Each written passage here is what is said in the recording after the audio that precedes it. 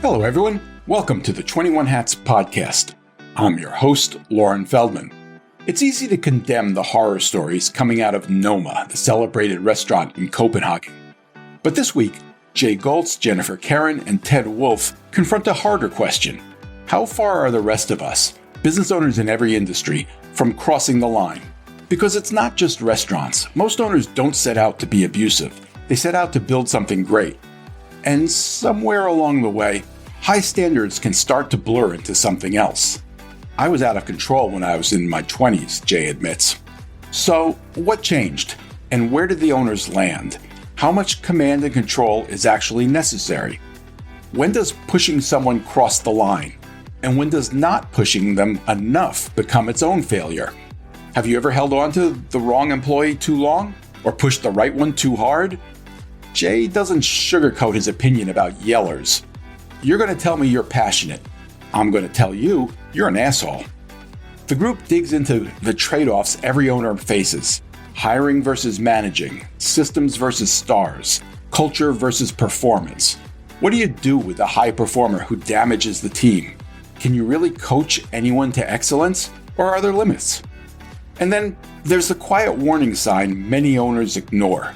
Something goes wrong and someone says, "Oh, well, everybody knows how Bob is." That, says Jay, is when you know you've got a problem. This is a conversation about judgment calls. Messy, human, unavoidable. Because, as Jennifer puts it, it's really hard to manage people. Even in good times, owning and running a business can be a lonely pursuit. Our hope is that these weekly conversations will let owners know they are not alone in facing challenges. In fact, that's the whole idea behind the 21 Hats community, engaging with other owners to get the kinds of insight only another owner can offer. If you're interested in learning more, you can sign up for the Morning Report newsletter, which offers examples every day of owners confronting challenges and seizing opportunities. Just search the 21 Hats Morning Report to subscribe. Joining me this week on the podcast are Jennifer Kerhin, CEO of SB Expos and Events, an events management business based near Baltimore. Jay Goltz, CEO of the Goltz Group, whose companies in Chicago include a picture frame business, artist frame service, and a home furnishing store, Jason Home. And Ted Wolfe, who is CEO of GuideWise, which helps businesses implement AI and is based in Lancaster, Pennsylvania. The episode is titled, "Managing People is Hard When Demanding Becomes Toxic." Before we get started, I'm happy to announce that the 21 Hats podcast has a new sponsor. This episode is brought to you by Grasshopper Bank, a full-service digital bank that, unlike a lot of banks, really wants to work with small businesses. That's why they're here. Please meet Chris Tremont, who is Grasshopper's Chief Digital Officer. Chris, we all know the world is changing. Do you have any advice for business owners looking for a bank? I think it's really important to say at the ground level, does the bank have the ability to grow or scale with you as your company grows? And what I mean by that, are there banking solutions that are going to allow you to move money in and out the way that you would like to? Are the rates and fee structures appropriate as you grow that sort of fit your financial perspective? Is credit or borrowing something that is going to be core to growing your business? And if so, what does that relationship look like with the bank? So I think there's multiple components to consider here. And there's a lot of banks out there that provide a lot of different things and not two are the same. So it's important, I think, to do your homework. How many branches does Grasshopper have, Chris? We have 0 branches, Lauren. We are a digital business bank. 0 branches doesn't mean that we're not a real bank. I think that's an important point. You're not a fintech. You are a chartered bank. Yes, we are. We actually do work a lot with fintechs behind the scenes powering programs where we're the chartered bank holding the deposits and helping to move the money. But Grasshopper on its own in our direct offerings to small businesses is a chartered institution. We're a member of the FDIC, where we provide FDIC insurance on deposits, and we're national in scope. We just believe that we can serve small businesses better and more efficiently in terms of what they're looking for by providing great digital tools and still coupling that with the human element. So there is sort of that human in the loop concept of we've got US-based customer support that's 7 days a week. We have some relationship managers that businesses can work with however they need to, whether it's a Zoom call, by text, by phone. We do have people there behind the scenes should you need us as well. And now, on to the episode. Welcome, Jennifer, Jay, and Ted. It's great to have you all here. You've probably heard the stories recently about Noma, the fine dining restaurant that's considered to have been one of the best and most influential restaurants in the world, but where the chef owner recently resigned over accusations that he's been remarkably abusive physically and psychologically. And I'm hoping we can use this as a jumping off point to discuss what it takes to align small business employees and have them perform at a high level. Noma is, after all, a well-known, high-performing small business. Before we start, though, let me just give you a couple of highlights from the story that the New York Times broke that led to the resignation. In the Times report, cooks who worked at Noma from 2009 to 2017 shared stories of how Mr. Redzepi walked down the line punching his entire kitchen staff in punishment for one person's mistake, and how he crouched under counters to stab them with a barbecue fork out of sight of diners walking past to admire the open kitchen. The Times article included other accounts of Mr. Redzepi hitting cooks, humiliating them, threatening them with deportation. One of them said Mr. Redzepi slammed him against the wall, punching him in the stomach for leaving a mark on a flower petal as he placed it with tweezer tips, a mark that would make his presence, his work, even faintly visible to the diner.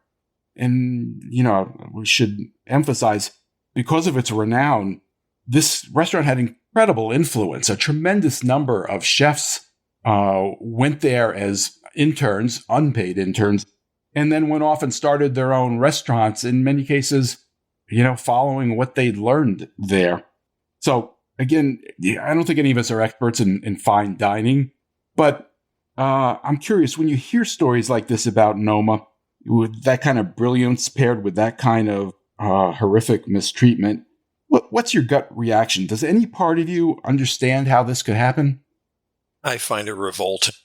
And I do understand that running a restaurant's different than what I do, but to go ahead and be stabbed, and then I have to think, and all the people put up with it for years and years and years, and nobody went to, it's just, I don't go victim blaming, but what were they thinking? It was okay? They were thinking they didn't want to risk their career. I know. Okay. The whole thing is just, and I'm really disgusted by TV ads you see. Everything's politically incorrect these days, except making the boss out to be a maniac. That's okay. And the screaming boss with his glasses bouncing up and down on his nose, that's like a running joke out there. And it's not a joke. And as a business owner, I think we need to stop. And when I do business speeches, I ask people, do you yell at your staff ever? And then I think, oh, you're going to tell me you're passionate. And I'm going to tell you, no, you're an asshole. It's not good. Bad. When I was a kid, I did it. I was out of control. When I was in my 20s, yelling at people is bad business, period. Bad business. I agree with Jay. I think it's revolting. I think it's disgusting, and it gives a bad name to every entrepreneur or business owner. We all learn. We all learn from our mistakes, but the owner sets the tone. He sets the pace. He's the lead dog. So they create the culture, and it's a reflection of their personality. I know today some business owners who basically manage to emotional violence. Screaming and yelling like that. I want no part of it. I don't want to associate with it. I think it's totally wrong. But on the other hand, I have to ask the people that are willing to take it, and they stay there. They need to look inside themselves, because maybe they don't have choices. In the restaurant industry, I know it's very common that there's an awful lot of, I'll say, poorly educated or low educated individuals, and they may not have an awful lot of choices, and I feel extremely sorry for them. But at some point, it's carried, and that gives all of us a bad name. Although that wasn't the case, I'm assuming, at Noma.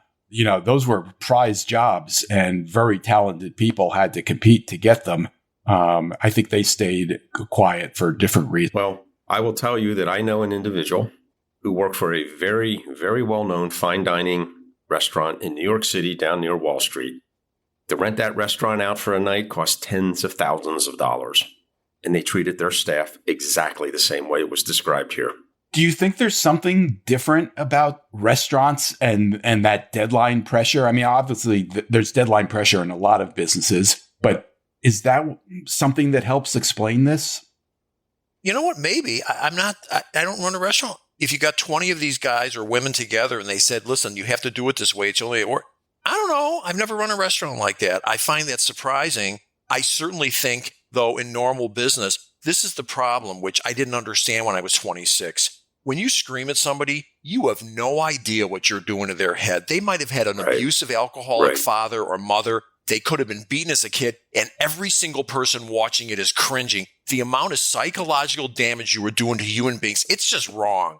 And if they're upsetting you so bad that you feel the need to scream at them all the time, you should get them into your office quietly and say, you know what, I think this is the wrong place for you. It's a bad fit, and fire them. Screaming at them is not the answer. But restaurants apparently, I don't know, different. I don't think it's just restaurants, though. I think there's a lot of creative or really smart people who, for one reason or another, think of themselves as geniuses, and people support that validation of themselves as geniuses, and they get this ego that then turns them into a monster. And I don't think it's just restaurants. I think it's anyone who is sort of morphed into this egomaniac in whatever place they're. I mean, I'm sure there's plenty of sports people that think they're amazing at sports and start doing crazy things on the field, right? To their teammates or coaches, or plenty of artists or actors. It's something about when you start to be really good at a craft and you get external validation and your ego takes over, and there's no safeguards against it in some places. I'm pretty confident that none of you have ever stabbed anybody with a barbecue fork. Goodness, no. Not that I recall. Yeah. Have you ever had any of you ever had a moment as an owner where the pressure to get something done, get something right, pushed you to behave in a way that you later were not proud of? I had situations early in my management career owning a business where I got extremely frustrated, but I never took it out on people like that. Never. I basically just left the room, calmed down, walked back in. And I guess my father had an awful lot to do with it, because he would say to me when I was a teenager, Ted, cool heads prevail. I learned that has some truth to it, and I'm glad he said it, because to this day, it's still one of my mantras. I'm sure I yelled when I was in my 20s. It was just a pressure cooker from morning till night, getting stuff out the door, and I'm sure I yelled, but I never got crazy. I never hit anybody, but I certainly, people say to me all the time, Jay, what do you do to motivate people? And I said, well, how many different ways are there to motivate people? 3, 4, 5, raise, bonus, vacation, whatever. There's about 100 ways to demotivate people. I don't demotivate people. I think if you hire the right people, they're naturally motivated.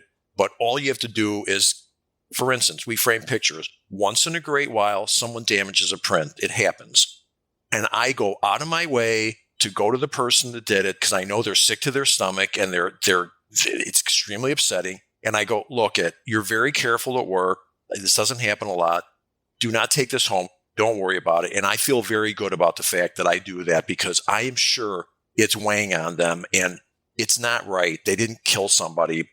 So I go out of my way to make sure. All you have to do is have a disgusted look and walk away, and it could freak someone out. It's very subtle. Have you ever done that with someone and then had them do it again? Not that I can think of. Are there people who were careless and when we ended up having a fight? Sure. But I don't think those are the ones that I would have gone up and said something to. I would only say it if I knew that they had been there for a while and they were careful. Management is tricky. I've never had a job. I never had a mentor. It took me 20 years to figure it out. And I look at things extremely differently now than I did 40 years ago. I don't get flapped like I used to. And I also recognize the power of the boss. And when I was a kid, I didn't get it. I just didn't get it. I remember walking into a room. I had a bunch of factory workers that I just hired. There was like 10 of them, and I had brought donuts and stuff. And they were all sitting there in their coats, like frozen. I'm like 29 years old, and they were afraid of me. And I didn't get it, the power of the boss. And I think when you're the boss, don't abuse it. I mean, there's a certain thing to, you're the big boss, and some of them need that paycheck at the end of the week. And it's just, it's not right. And I will say now, I'm extremely proud of the fact my turnover's next to nothing. I've got 114 employees. Nobody's screaming at anybody here. It took me a long time, but I feel like I've finally figured it out. Jennifer, you have a complicated business with, I assume, pretty serious deadline pressures.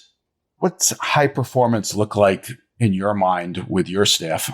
I was thinking about what Jay said about motivation, and I think that's one of the hardest things as an owner and someone who's managing staff, is because everybody's motivation is really different, right? For example, if we have a convention and the deadlines and things have to be fixed or something changed and you're making really fast turnarounds, well, if you are really motivated by process and systems to do it, you're going to spend a lot of time to find the easiest, fastest way to do it, right? But if you're just motivated to have a good, steady job, nothing wrong with that, and you want to come in, you're just going to work longer, harder hours and then get stressed and burnt out and get upset yourself. Because there's different classes of employees, right? There's ambitious rock stars. There's people who come in and do a great job every day, day in and day out, but they're happy where they are. And then there's ones that maybe just aren't the right fit for you. I mean, we're all human too. The motivation that helps that employee, gets the stuff done for your company, and fits into your personal leadership style, those are hard things to balance. I think I didn't really answer your question, Lauren, but it's hard. It's really hard to manage people. My answer is it's pretty simple. It's about two things, hiring and firing. It's about figuring out the kind of person that works well and doing a thorough interview and checking references. And then our job is to make them as good as they can be. And our job is to figure out we've hit the ceiling with it. And our job is to figure out it's just not going to work. And in my experience, let me throw this past the two of you. In my experience, I've been able to take people up 2 notches. I can take a 6 and turn them into an 8. I can take an 8 and get them to a 10. But I can't take a 5 and make them into a 9. There's a natural ability part there, and I've never pulled that off. Have you found that to be true? You make people 20% better, but You're not going to take someone that's bad and make them great? Agreed. And But Jay, when you're a new founder or owner, you may not understand the right type of person that will work in your organization. No question. Right? That's the hardest part is you start a company and you're like, okay, who would be good in this organization? You don't really know that because all you know is yourself. I'm not sure that's the way a lot of restaurants or highly competitive people actually think, though. I don't think they look at, here's the culture I'm going to get. Take a look at some people that are very successful. They just think that, there's God's gifts to everybody else and they are right and everybody has to conform to them. And there are those people out there. It's not just restaurants, but it's everywhere, I think. I think they think talent oversees teamwork. Exactly. And to Jay's point, okay, you can have a couple rock stars at the 9 level or the 10 level, but are they team players? Jay, I'll ask you, would you rather have a team of 7s or a team of 10s who aren't team players? Well, that's a trick question. I'd rather have neither. No, this is what I'd rather have. I'd rather have 8s and 9s. And in my world, I figured out that the people that are going to kill your business are not the 5s, because you probably fired the 5s. The people who are going to kill your business are the 6s and the 7s who are just mediocre, who are just barely holding on and not giving great service to the customer and not giving good product or whatever else. And I've just learned my job is I only want to have 8, 9s, and 10s working there. And I have a definition for corporate culture. This is mine. Very simple. 1, how far will you go for a customer? We do whatever we have to. I'll stick someone in a van to drive to Minneapolis to go deliver a chair if we screwed up or we need to get it there. So we do whatever we have to. 2, how much do you expect from employees? I don't expect people to work 60 hours a week. I expect them to come in early if they need to or stay late once in a while. But I'm not looking to get people working 55, 60 hours a week. And lastly, what do I expect for people to treat each other? I expect them to be respectful to each other. Here's the kiss of death, and I certainly have had it in my company. Someone will do something, and then someone will go, oh, well, everybody knows how Bob is. That's a bad excuse. That's when you know you got a problem. When people are, I hit a cashier. It wasn't a major job here, but she was just condescending to the other employees. And I had a kid. She was in a college. She was in the back crying. I go, what's wrong? And she told me about so-and-so. Talk to her. She makes her feel bad about herself. I had to sit down with her for the third time and said, this can't continue. Do you have an answer to this? And she said nothing. And I ended up having to fire her. And you know what? It was a good move. You can't have people around that are I shouldn't say that. You can do whatever you want. In my world, I don't want people working for me that are going to be disrespectful to each other, period. And it took me a long time to get there, but it works. Jennifer, I like the question that you were getting at there. I think there's another way to phrase it, but you're kind of asking, what do you do with someone who is a really high performer, but a bit of a jerk and doesn't fit in with the rest of the culture? I'm wondering what your answer to that question is. Have you had that situation? Maybe I wouldn't say jerk, but maybe not a team player, right? Like that person who's really good at something, but maybe not a team player. To me, you find the place where they can succeed on their own, right? That's usually outside sales. Yeah, good point. And I'm not being facetious. Jay, good point. I mean it. Yes. That's exactly what I found. I've never found an outside salesperson that people didn't complain about. Yeah, because they're motivated in very different ways than your internal customer service person, right? And so when you find a really good person in something, to me, you want to put them in a place where you don't need them to be in a team. And you need team players in certain areas of your business. But like Jay said, in sales, you don't want a team player. You want someone who freaking sells. Ted, I'm curious. Have you had the situation with a kind of brilliant jerk that you had to figure out what to do with? Oh, yeah. I mean, I was just going to ask the question, did anybody have superstars working for them? 10s, 9s, and 10s, we'll say, on a grading scale. I've had that, and it's like their attitude is everybody is, working for me. I'm not supporting or relying on anybody else. And I had one. In fact, what they did is they stole some of our accounts and took people with them. So my feeling is if I get a superstar, I don't want a superstar in a supporting cast. I want to build people. I want to build a really strong system that I plug, I'm going to say in my words, average to just above average people in, and the system makes them better. And the culture makes them better.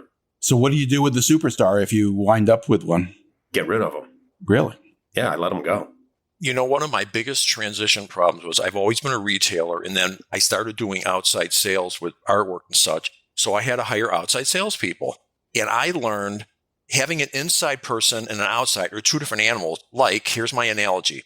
Inside people are a different species. They're like your best friend, your dog. Best friend, there every day, consistent, take care of everything. The outside salespeople are like cats. Sometimes they're nice, sometimes they're not. But cats take care of themselves. Cats will go out and feed themselves. The dog will starve to death. And that's the difference. The problem was I'd hire outside salespeople like I hired inside. And you know what? They were really nice. They just didn't bring any sales in. Well, I think it's the difference between hunters and farmers in when you're talking to Yes. salespeople. Yes. A hunter has to be Yes. brutal. They have to go out and they get so much rejection that they deal with. Whereas an inside salesperson who is around people that they get along with, they're probably the farmer. Everybody likes them. They like everybody else. But you can't build a business around just farmers or just hunters. And think about product development. What if you have this genius scientist or R&D person, right? They're a genius. They're in the lab or they're coding or doing something amazing like that. That talent, if it's by itself, can be incredible for your company. It's when you're trying to take that new product. I think Ted already fired them. All right. Well then, right? Maybe he's not selling brand new products. I mean, No, I think you've got a good point. Like in that case, maybe you got to put up with them. They're a scientist and they're a genius. Well, look at Steve Jobs. The way he used to talk to people and scream at people and everything. And he said, I did that to bring the best out in them. Oh no, I read the book about him. Oh my God. Someone would bring up an idea. He would say that's stupid. And then the next day he would present it as his own. Yeah, exactly. Yeah. I mean, what do you say to that? You take a look at some business leaders or just leaders in general in any field, and, their ego gets the best of them. But there's something about the people that work for them. I mean, they hire people that won't challenge them, that are weak, that they can dominate. There's an awful lot going on both ends of that whole thing within their mind, I think. I think that's why companies start skunk works and things like that. You got to get people away. You got to move them out. You got to get them out by themselves. Some people don't deserve to work around other people. But I guess what I've learned in business, and I've been in business for almost 50 years, my own business, I've learned what goes around comes around. So a common way of saying that might be karma. I don't want the bad karma. I don't want that crap coming back on me. And you know what? We were almost the same age, probably. I've been in business for 48 years. I have to tell you, I would have never said this 20 years ago because I didn't get it. I get great satisfaction out of knowing I've made a profound impact on a lot of people that have worked for me. Some of them still work for me. And I have no apologies. I can honestly, I look anybody in the eye and say, I have never screwed any employees over. And I get great satisfaction out of the fact that I have nice people. I treat them nice. They treat me nice. What changed, Jay? You talked before about you used to lose your cool and you would yell and scream. What got you out of that? Well, I got older. The biggest problem was back in the beginning, I had no clue how to hire people. Oh, you have a pulse? Sure. Start tomorrow. So I've got better people now. And I had people here that could. But you wouldn't yell at them if they weren't better people today, the way you would have perhaps 30 years ago. Something must have clicked for you. I actually, believe it or not, I read a book, Coaching for Better Work Performance by Ferdinand Fournier. I don't know if he's still around. This was years and years ago. And he said one line in there that stuck with me. He said, do you use a YST approach? Yelling, screaming, threatening. It's destructive behavior. And it sunk in. And part of it is when you're young, I don't know. I'll just talk about me. I thought everyone was just like me when I was younger. I didn't understand they're not. It wouldn't occur to me at 28, 30 years old that screaming at somebody is going to freak them out and they're going to think about their abusive father. I just was too immature to be running a business that size. And I'm afraid to say, but I want to say this. If you've been in business 3, 4, 5 years and you're still torturing yourself, you haven't been in business that long. Stop torturing yourself. You'll figure it out. It took me many, many years to figure this out. Now, if I had a mentor or a boss, I'm sure they could have groomed me quickly and could have said, Jay, stop screaming. And I would have listened to them probably, but I didn't have that. I was out there on my own, which is partially why I do this podcast. I feel bad for people that didn't have good training, good management, good mentorship, because no one tells you how to run a business. They certainly don't teach it in college, I don't think. Well, I didn't learn it in college. I had to learn it on the job myself. But I found, similar to what Jay said, I found that if I could take a person and make them better and actually groom them in a good way, and that means I was fair but firm. My lesson was when we lost a lot of that business, I had to sit back. It was quiet. People weren't yelling or anything at all. But I had to come to terms with, I probably am making an awful lot of mistakes in how I'm managing people. That made me start to talk to our employees in a different way. I asked a lot more questions to find out what their needs were, because I came to the conclusion, I got to get them successful if I want to be successful. I had a kid work for me. He was 17 years old when I hired him. He's now 62. He's been here for 45 years. And his brother died unexpectedly, I don't know, a month or two ago. And he decided he's moving to Florida now. He's going to semi-retire. And I have to tell you, I will cry my eyes. I'm getting just choked up thinking about it. I said, you're definitely leaving in June? Yeah. And he said, I'm really scared. Blah. I go, there's nothing to be scared of. And he went into this, he's leaving me. And he's like my little brother. And he went on and on about how I saved his life. And I feel the same way about him. And I can't put a price on that. It's unfortunate that there are people that have employees that have been in business a long time and just don't care about them and don't get any satisfaction or enjoyment out of it. I get tremendous payback from knowing that he was there for me, I was there for him, and business can be a beautiful thing. That's my point. Business can be a beautiful thing. The relationship with the boss and the employees can be a beautiful thing. And I'm sorry that when you see things on TV or in the movies or whatever, the typical yelling boss thing is like standard, and it pisses me off because I just don't think it's right. Although we know it's based on something. Yeah, for sure. Let me ask you this. I've had a number of interesting conversations with people who've been in the service and then started businesses and managed people. And they've talked about a very different dynamic, despite coming from the service where it's, command and control. There's a different element there in that you're given a workforce and you have to work with that workforce. There's no hiring and firing of people. You live with the people you're given. And I'm curious how you guys think about this. How much of it is hiring the right people versus managing the people you have? In my world, it's 75% hiring the right people. I agree. I maybe even higher. I think maybe even 95, because I think before I used to think you could manage a 5 to an 8, right? To use your numbers, Jay. I don't think that anymore. And I also don't think what somebody's 5 in one company could be an 8 or 9 in another company, right? Like sometimes it's just fit, skill or culture. Right. You're dealing with customers. Yes. Maybe they shouldn't be dealing with customers. That's they right. should be auditing insurance claim. I mean, there's lots of things that just are the wrong job for them. Right. And I think now I've just thought over the years, you hire the right person, it's game changer. You could spend hours and hours and hours trying to figure out the right way to manage somebody. I don't think so. I think it's all hiring. So here's the problem. The entrepreneur is frequently the worst person we do in the hiring. Why? 3 reasons. 1, they like people. That's why you're in business. We like people and we like to think the best of everybody. So you interview them and you're not skeptical enough. 2, you talk about the company too much, about your customer service and about what your story and blah. And 3, you're in a big hurry.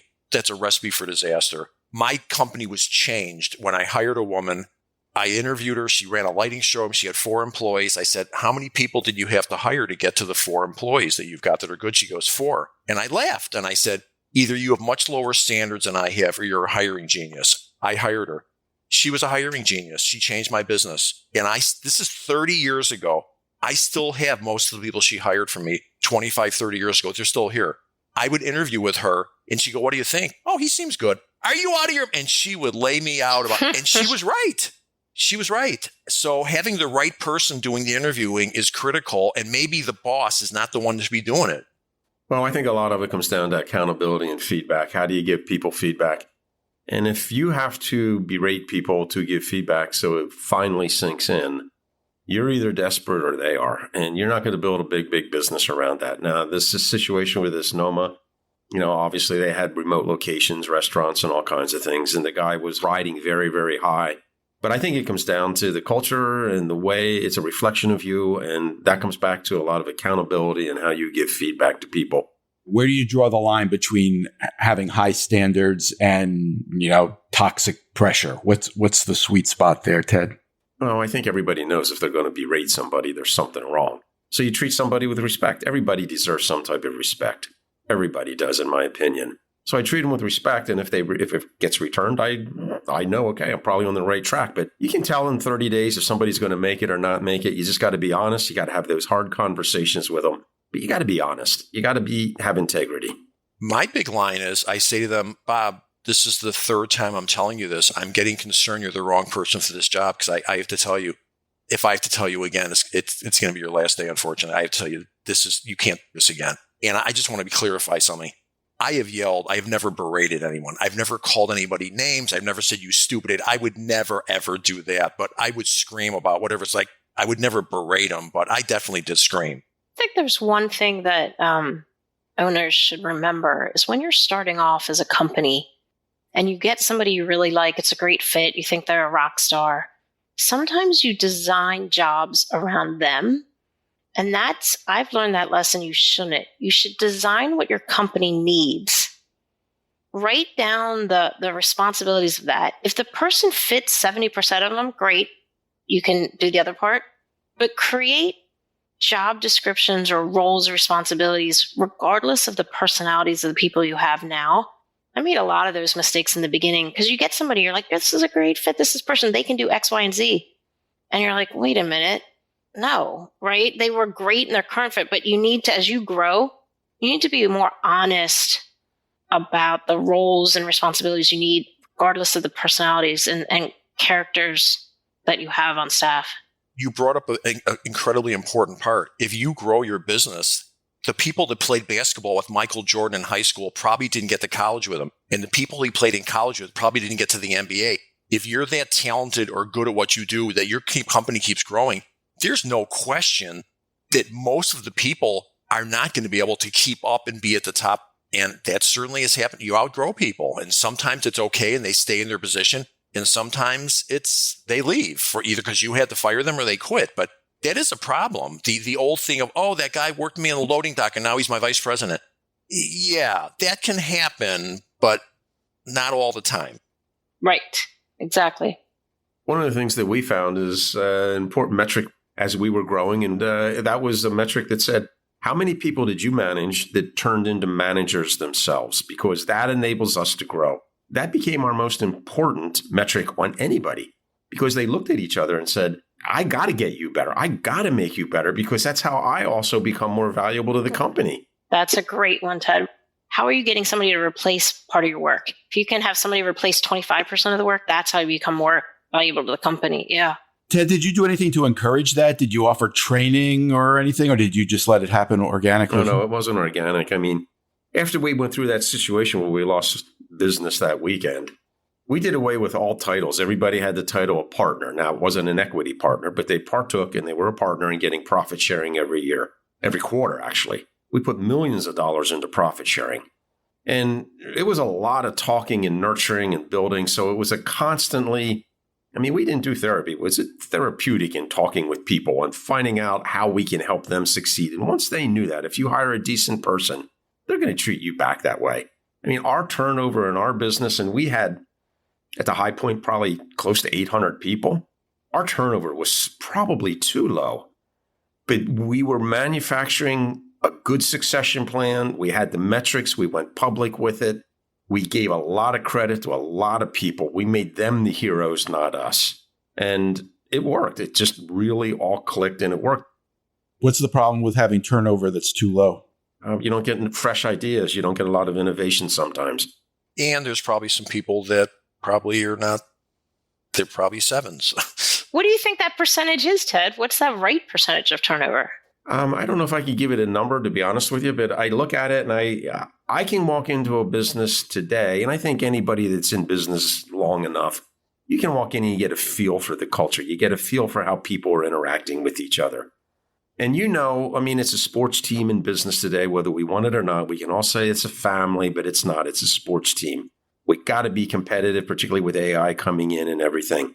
Okay, you all treat your employees really well, but I'm betting each one of you has had times where you realized you let poor performance go on too long before you actually action. Oh, absolutely. Many times. How do you get past that? I have a simple test now. I say to myself, if they walked in tomorrow and quit, would I be relieved? And it takes all the emotions out of it. If I be relieved, I know they shouldn't be here. And I ask the manager, listen, if they're talking about someone, I go, if they quit tomorrow, would you be relieved? And they'll think about it. No. Okay, that's my test. Jennifer, have you had that situation where you know you've let somebody go too long? Yeah, I don't think anymore, but I definitely think in the beginning, they always say to you, but it's impossible to do this, is take a long time to hire and then fire fast, right? But after you've trained somebody and you've put effort and you finally can get away from it, when maybe you're 4 people in, and then you're like, okay, you start making excuses, because then that means that work's going to dump on you, right? And so you're overwhelmed already. You're working nights, you're working weekends. You're thinking, oh, God, okay, maybe they're good enough. They're maybe not an A player, but they're a person in the seat. You don't want to do the confrontation, and you talk yourself into maybe. And you just don't want to do the work yourself. You're like, well, at least they're doing something, right? And then eventually, as you get stronger, and then you're like, this can't continue. It's also a morale killer for the other people that work there, right? When they see poor performance being let go, just ignored, they get upset about it. And how many times have you fired someone and then the next day, 3 people, you know what they did last week? And you say to yourself, why didn't you tell me that? It's not their job. Absolutely, Jay. Yes. Yeah, it's not their job to tell us that. I don't get mad about it. I just, okay, no one wants to go and tell the boss that so-and-so is not doing their job. If you have a business long enough, you're going to run into those situations. And today I walk into a company, I tell people this, and I'm amazed how many times I walk in and nobody has a quarterly goal. I just come in and do my job every day. This is what I do. You don't frame it around a goal. You're not trying to do better, or you're not learning, you're not innovating. You can frame a goal around everything. So give people 90-day goals. Have a metric you're going to track. Encourage them. You won't have poor performers too long, because the peer pressure will force them out. Nobody will want them on their team. Nobody will want to be working with them. I found that works extremely well. And today I'm still amazed how many times I walk in and they say, well, I don't know. I don't have a goal. I just show up every day and do my job. Listen, I have to tell you, that's me. That's my company. I hear what you're saying, and you're probably right. I can't tell you that if you asked a bunch of my employees, what's your goal, that I don't know if it's a difference in our businesses, or maybe you're right. Maybe I'm not. Try it. Maybe I'm not. Try it. No, I know it. Maybe I'm not pushing. Maybe I'm not leading enough or pushing enough. Well, how do you do it, Ted? Are you talking about an individual goal or a group goal? Where does the peer pressure that you're using to, kind of police this come from? I love team goals myself. Put a team together, make a team. It could be interdepartmental teams. It could be one team. And it could be achieve any goal. I mean, you can make up a metric. How many times did we get customers calling in that they thanked us? Or build it into some type of a one step further. You got to do a little bit more and then track and give weekly updates, make heroes. And it's all public. Everybody knows who's... Absolutely. Absolutely. And you form any type of a goal.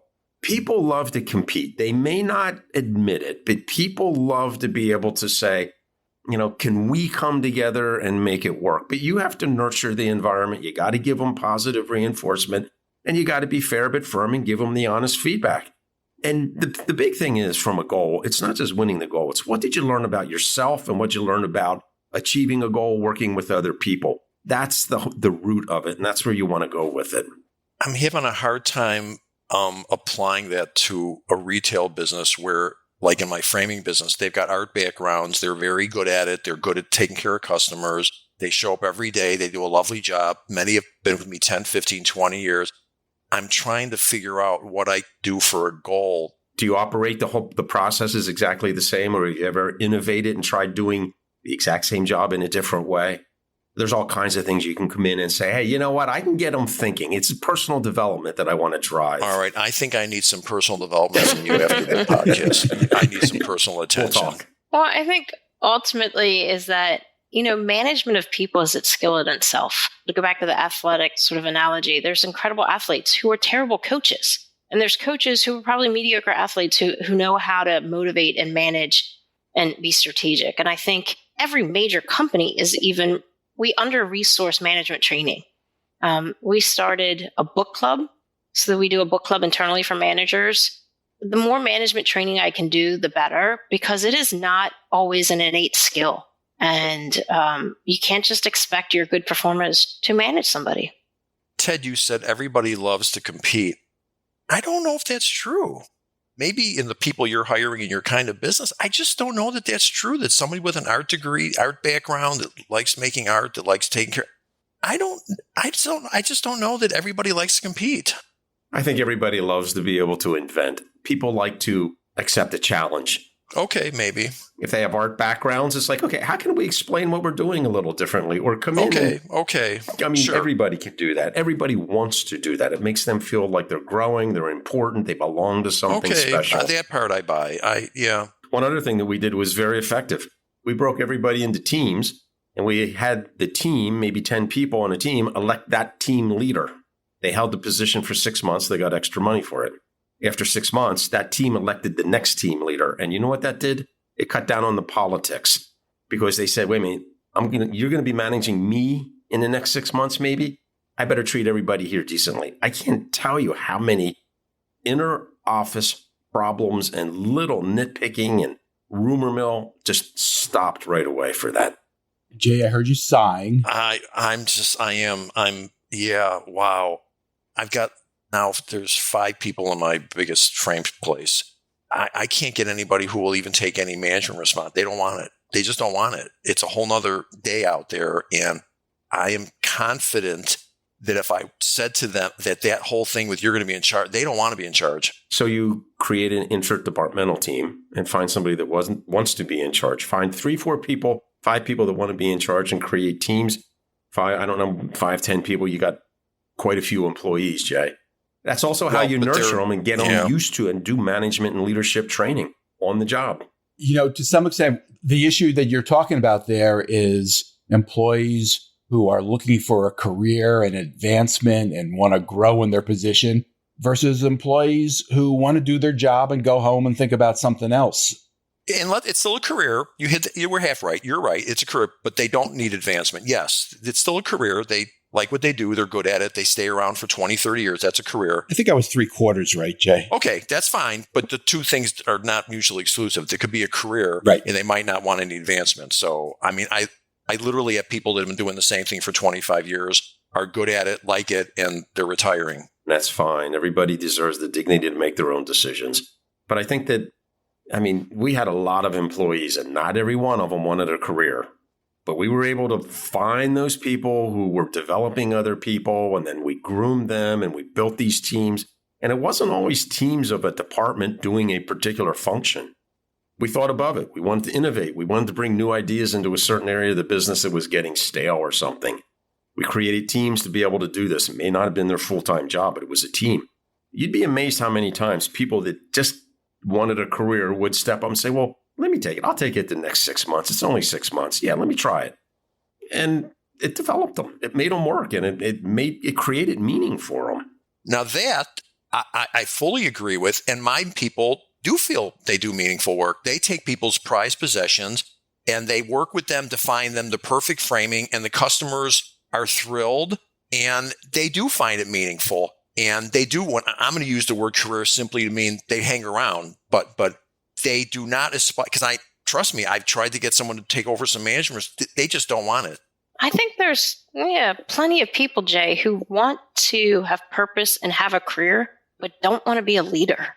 They want to come in and do a great job. That's what I got. Yeah, but I think that's across all industries. Leadership's hard, and some people would rather just do a great job and feel great at what they're doing and then go home and not lead. And that's the hard part, is finding how to motivate the ones that you think have the potential to want to do it, but then also not demotivating the ones who aren't interested in it. One last question. Anybody want to open a restaurant? Goodness, no. I just read a great study about how restaurants used to depend on the ratio between alcohol and food. And with less people drinking, the margins have disappeared. So goodness, no, I'm not getting in the restaurant business. I have to admit that I was a part owner in founding a fine dining restaurant years ago. I thought it was going to be an awful lot of fun. And you know how you create $1 million restaurant? You start with a $5 million restaurant. Right. Would you do it today, Ted? Absolutely not. I got to tell you a quick story. Neighbor goes into the restaurant one Saturday night. He calls me up Sunday morning. He said, I got to tell you, went to the restaurant. It was absolutely fabulous. The food was great. The wine was great, everything. And he said, I bought a really good bottle of wine. And this is years ago. It was a $350 bottle of wine. And he said, my check comes and the bottle of wine wasn't on the check. So he said, I said to the waiter, like, hey, I'm sorry. You didn't include the bottle of wine. He goes, oh my God, look at this. He said, let me go talk to the manager. I'll be right back. He comes walking back in. He says, well, it's our company policy that if we don't have your check accurate, what is not on the check, you get for free. So the bottle of wine is on us. Whoa. Was that the policy? No, absolutely not. That happens all the time, I found. All the time. And my friend told me, and I thought to myself, that's the one that I heard about. I wonder how many we didn't hear about. So I went into my other partners and I said, in not this language, what the heck is going on here? And it was like, well, that happens. It's people. It's acceptable. And I thought, okay, I don't think this business is for me. Did you scream and yell? No, I didn't, but I did leave 1 or 2 F words on the table. I mean, I don't know how this industry, restaurants, do well with the change of alcohol consumption. Yeah. Oh, it's not just that. In Chicago, they're making the minimum wage. They're trying to get the minimum wage to not be less for servers, which is going to kill restaurants. It's ridiculous. I mean, the serving staff doesn't want it to go that way, because all it's going to do is people are going to give less tips. It's messed up. These politicians have never run a restaurant. They've never run a business. It's horrible what they're doing to them. All right. My thanks to Jennifer Kerhin, Jay Goltz, and Ted Wolf, and also to our brand new sponsor. This episode was brought to you by Grasshopper Bank. One thing before you go. Everything we do at 21 Hats is created by entrepreneurs for entrepreneurs to help us all learn together. If you get something out of listening to these podcast episodes, consider joining the conversation. You can do that by joining the 21 Hats Sounding Board, a Slack channel where you can tap the wisdom of a very smart crowd, or by becoming a founding member and joining our monthly Zoom forum, where you can be part of conversations much like the ones we have on the podcast. You can sign up for both by subscribing to the Morning Report. If you have any questions, you can email me at lauren@21hats.com. And if you get something out of this podcast or out of the Morning Report, please tell a friend, tell an enemy, tell every business owner you know. Your word of mouth, owner to owner, will will always be the most effective way to build this community for all of us. Thank you. It means a lot. This episode was produced by another entrepreneur, Jess Stuberon, founder of Blank Word Productions. Thanks for listening, everyone.